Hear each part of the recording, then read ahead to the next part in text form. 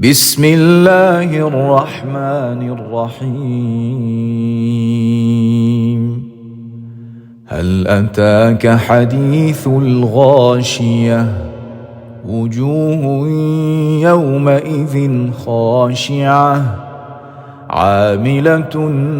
ناصبة تصلى نارا حامية تسقى من عين آنية ليس لهم طعام إلا من ضريع لا يسمن ولا يغني من جوع وجوه يومئذ ناعمة لسعيها راضية في جنة عالية لا تسمع فيها لاغية فيها عين جارية فيها سرر مرفوعة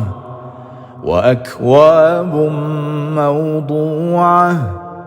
ونمارق مصفوفة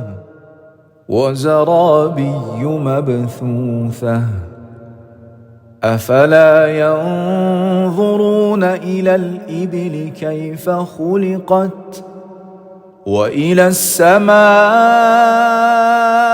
كيف رفعت وإلى الجبال كيف نصبت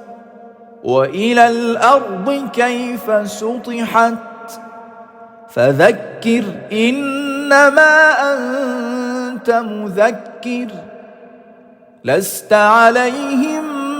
بمسيطر إلا من تولى وكفر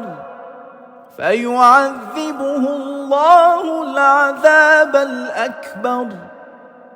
إن إلينا إيابهم